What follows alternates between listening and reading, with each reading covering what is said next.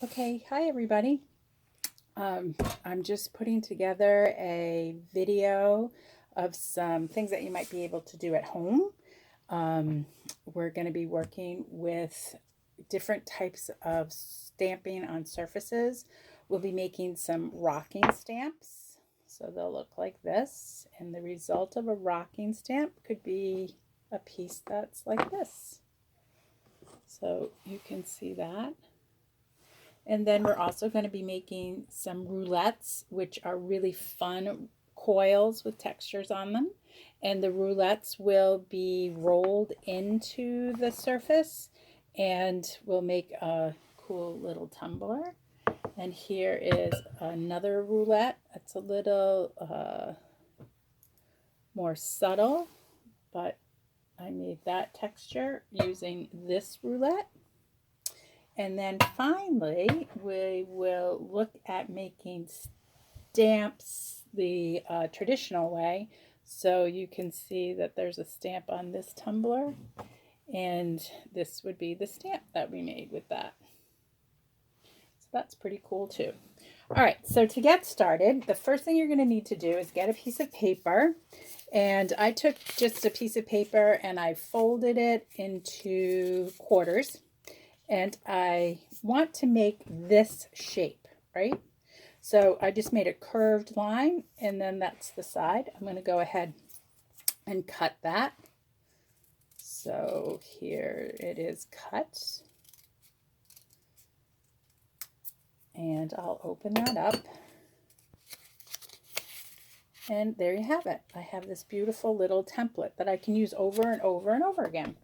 I've rolled out some clay. It's leather hard, or just maybe a little bit less than leather hard, still sort of pliable. And it's about as thick as my finger, so about a ½ inch thick. And you're going to take your template and put your template on top of that slab. And then you'll take your fettling knife and go ahead and cut around that piece. Now, I've already done a bunch of these, so through the magic of videotaping, here is one that's already been cut for us. So you can see that I've smoothed the top with my finger to make sure that I have a nice smooth edge with no texture on it yet, because that's our job. And you can make these a little in advance and let them set up for a minute to 10, well, probably like 10 minutes. And then go around and see what you can find for textures. So I just picked out some very simple things that I saw in my studio, because we're here in my throwing studio at home. These are some markers, and you can see each one of these has a different sort of top with different textures and shapes. So the first thing I'll do is I'll select I'm going to do this one because I don't have this yet. It's a little square. So I'm going to go ahead and press into the clay and repeat that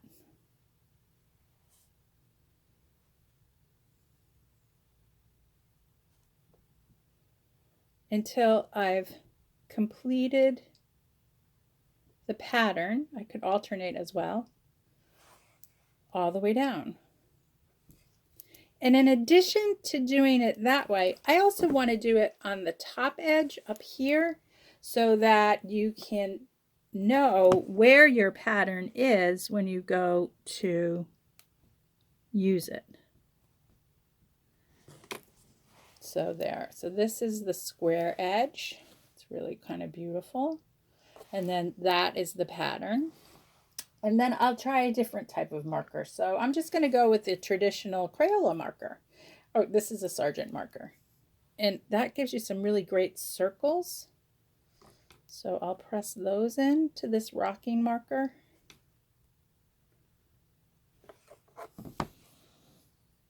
And do it on the top too, so I know where I'm placing my texture and what the texture is, right? And then just double checking that if I don't want these edges to show in the print when I press it, I want to really smooth those so it doesn't create a line. I'd like them to be on a different plane. Or maybe I want it to be a sharp line, so I'm going to really sharpen it up. So that is how you make a rocking stamp. Some of the really cool things that you can look at other than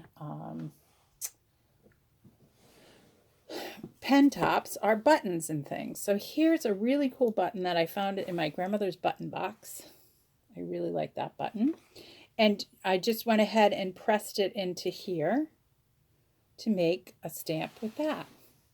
So that was really interesting, and I liked that I had a connection to this button, that it was one of my grandmother's buttons.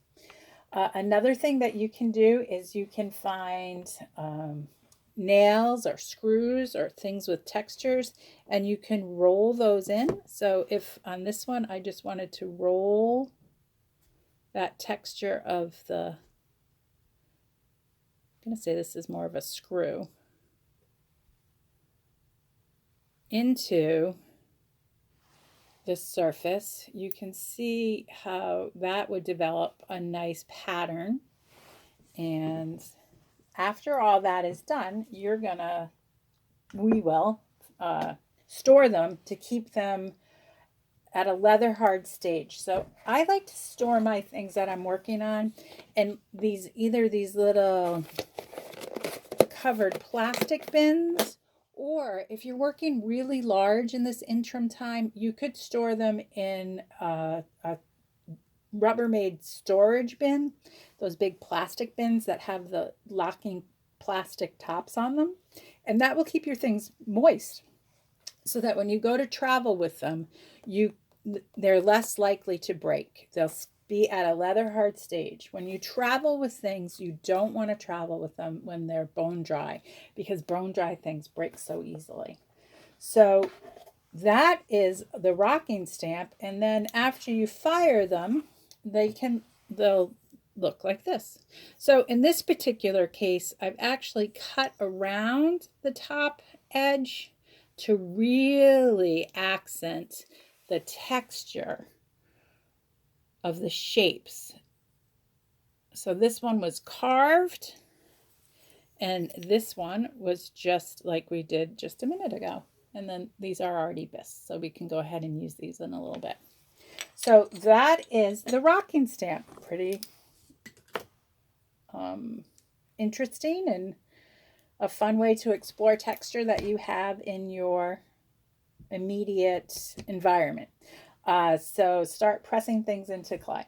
So that's a rocking stamp. We're going to go on to something called a roulette stamp. And a roulette stamp is something that you roll.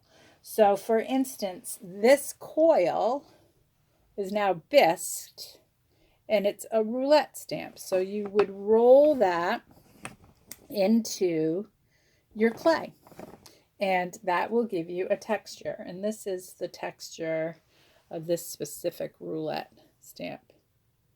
Kind of cool. All right, so to make a roulette stamp, you just take a piece of clay and then you roll it. So here's your just a piece of clay. You're going to form it in your hands a little bit, and then you're going to roll it on your smooth surface, because you want to make sure that this is smooth so it picks up the texture that we want. So I'm rolling that onto my smooth surface. And then if you can I put a marker right through that to create a negative space, just so that it dries more consistently, because remember, we don't want anything thicker than your thumb really. So I put a hole in there, and then you can take a texture and roll it over that texture, or you could, this is a piece of wire, and I'm going to put the wire around it, but you could use string and roll it. And then once that's on there, I'm going to give it a little bit of a press so those knots get pressed into this roulette. And then that becomes a really cool texture that I can roll on the clay after. And you'll see those little knots, they'll appear. So that's another way to put texture onto your slabs. And then you can do really long roulettes. So here's a super long roulette that I made a while back that has texture on it. I stamped this texture on each side after making a very long coil, and I actually gave it 4 sides so that when I went to stamp, I'd have 4 sides to stamp on. So I've pre-rolled a coil for us, and I thought it might be interesting. I found this down here. I'm not really sure what it was for, but I'm going to take that and take this coil and push this coil over these little circles and get that impression into my coil, so that when I go to press that into the, after it's been bisqued and I pressed it into the clay, I get this really, that's cool. I get this really cool texture on my slab. So that's how to make a roulette. And then the last thing that I want to show you is how to just make a stamp that you can press with. So here is just a stamp that I made that I can press into surfaces. And this is the outcome of that. So I used it this way on the outside, and then I put it on the inside as well. It's kind of interesting to have things carry over from inside to outside or from outside to the bottom to keep your piece uniform all the way through. It has some unity. So that being said, you're going to just take some clay, and there's a couple of ways that you can make these stamps. So they can be round, sort of like a mushroom, have a round dome so that you can rock that into your clay. They can be perfectly flat, like this. That's perfectly flat. Or you could take that and make a shape out of it. So this one's squared, and then press the square shape into something. And then finally, you can carve around the stamp to get the outline of the stamp for you to use and press in. So I have a couple of things that I'd like to try to make stamps out of. Again, I went into my grandmother's button box and I found this button, and I'm going to take the one that was round at the top, and I'm going to press that into the stamp. Now, when I press into the stamp, I'm pushing my fingers in too. Do you see that? Really pressing my fingers in so that my finger marks are there, so when I go to pick it up later, I can really press down into it. So that is that's a good image. So that's a nice little stamp. It might be really cool if you threw a pot on the potter's wheel and then use the stamp to press in from the inside of the cylinder out into the stamp. I like that one. It's a keeper. You can also carve stamps. So for the letter, this stamp, you can carve into plaster, right? Plaster of Paris, and make some designs. And you can just use your pin tool to carve with, or if you have a tool that is pointed, so an X-Acto knife that you have a nice sharp edge for carving with. You want to create a little bit of a canal or a channel so that the clay can get in there. But so I'm going to just go ahead and quickly carve this. I drew it with a permanent marker, and I don't want this plaster to go anywhere near clay because you don't want to mix plaster and clay together. So I'm looking for something to carve on top of.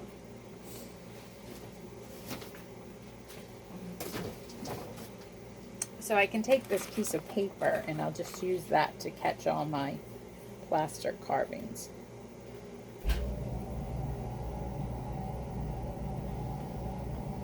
And then you'll take your time and really get a nice deep channel in there. And as you carve, you're going to use a piece of clay as like your eraser to get rid of this plaster. So as I'm carving, I'm using this piece of clay just to pick up the excess plaster. So I'll continue to carve this around and around and make a nice channel. Nice thing about this is if you do a stamp and you find out you're not deep enough, you can go back in and get a little deeper.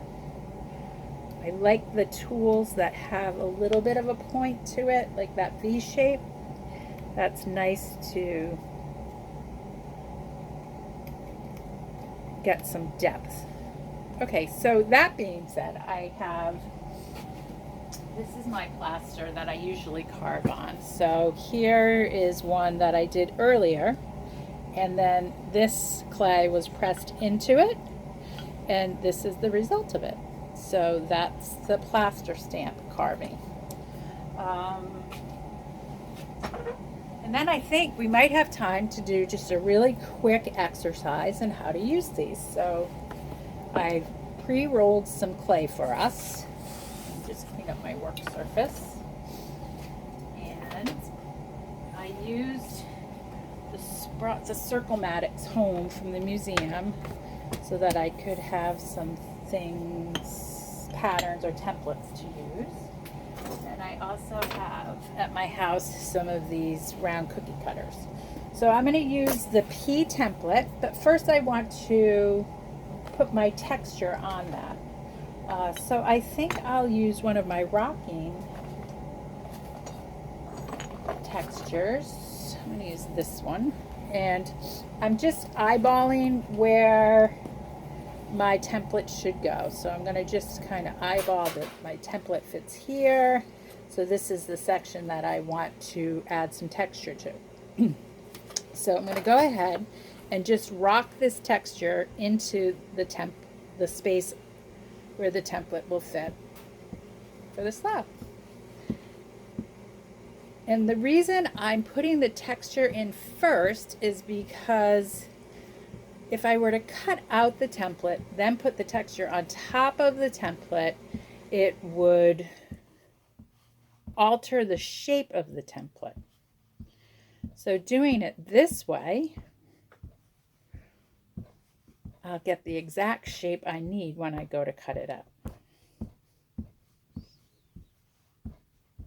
And I like it when it looks like the surface texture is part of the clay and it's been there for a while. So I'm going to roll that texture in a little bit so it's not so sharp in some spots. And then I'm going to go ahead, put my template down, and I'm going to cut that template out. Now, I would like to do a beveled edge. So I'm going to hold my tool on the sides, this side and that side, at about a 45-degree angle. So this one's 45. And then I'm going to do just a straight cut around the top. This will be the bottom. The bottom.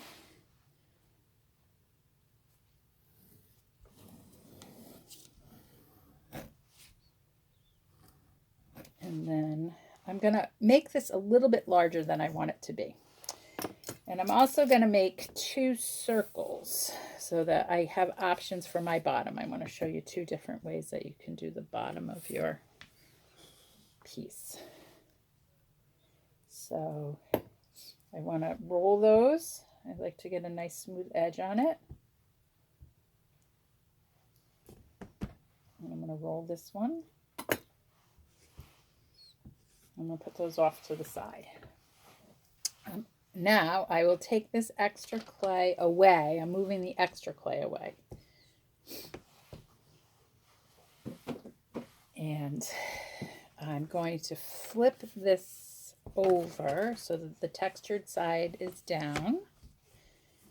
And use this edge. Now I've flipped it So I'm going to cut this one at a 45-degree angle.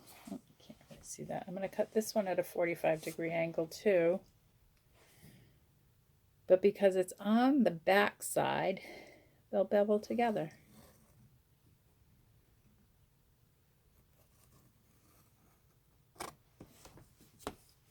And I'm just going to double check that it's all good. Sometimes when you move it a little bit, it changes its shape. And it is all pretty good. So I happen to have a banding wheel here. So I'm going to use my banding wheel to help me get this round. So I'm going to put it upside down. And I'm going to try to do it to your way. I'm using the circles on here a little bit.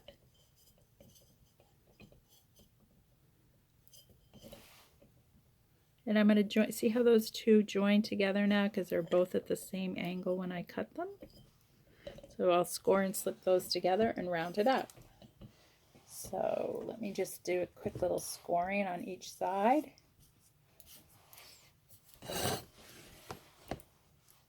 When I did Sunshine Cobb's class online the other day, I learned something new, which is really great. That if you score this way on that side, you should continue that same sort of marking on the other side so that they lock together. And then I'm going to use just a little bit of slip because this is a little leather hard. Do you see how it holds its shape now? It's not so floppy that I can work with it. I rolled this out about a half hour before we got started today. So here you go. I'm going to do this backward. I'm going to marry those two, join the seam. And the other thing, I'm going to use my hand on the inside to help press those together. I don't mind so much if you can see where the seam is. I think it's kind of interesting to tell how a piece is made. And then I'm going to flip that over and I'm pressing my hand on the inside. So I'm sort of doing this on the inside and pushing a little on the outside to marry those two seams together, or two edges to make the seam.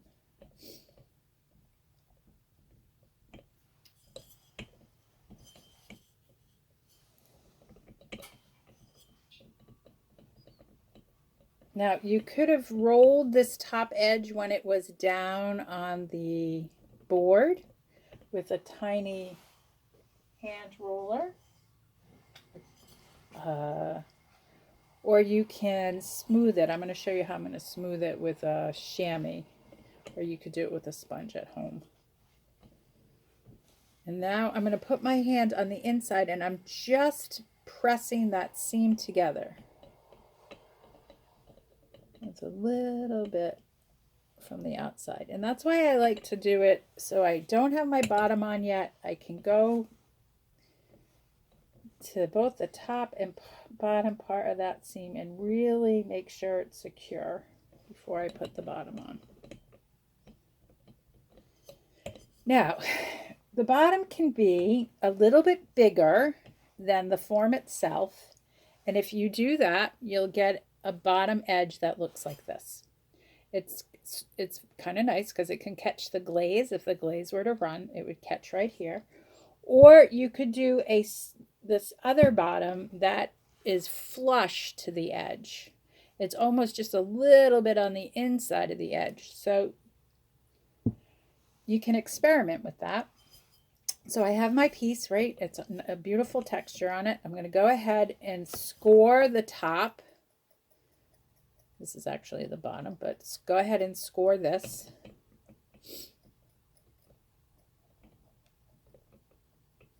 And I'm going to score just the outside edge of this.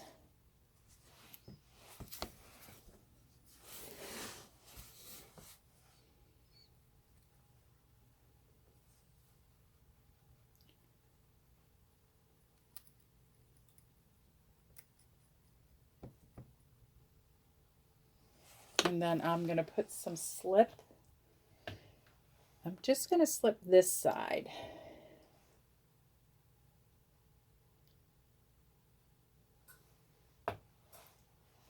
And put the two edges together. And I'm going to press a little bit on the inside of here on this part so that it has a little bit of a curve.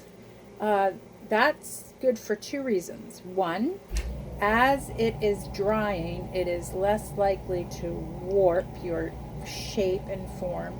And two, less of the bottom of your tumbler is going to hit the tabletop, and it's less likely to scratch your table surface. So it's good craftsmanship too.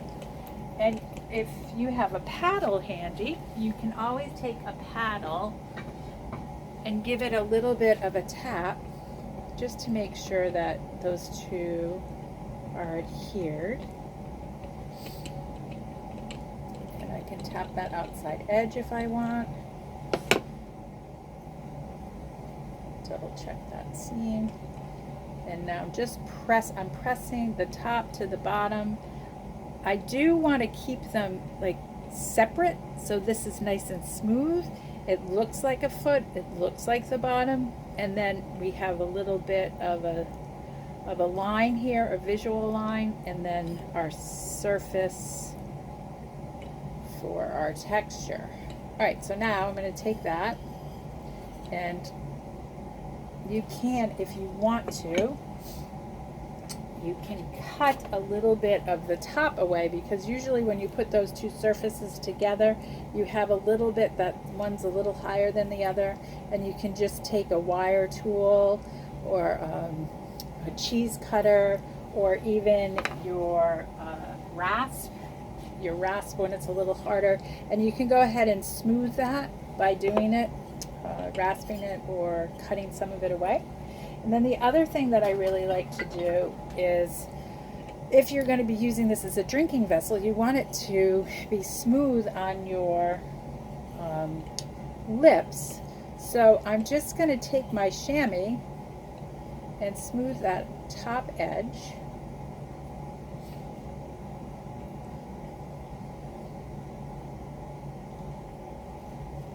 And I'm going to go into that seam a little bit. Smooth that just a bit. Now I can pinch this if I want a little bit of a bevel for when I'm drinking from it. I can flare it out a little bit with my finger and pull it out. I can just leave it as a butt, sort of a flat rim. So it's the way you end your line. So the ending of your sentence, what is happening on the rim? You want to really think about that. You want it to complete your form.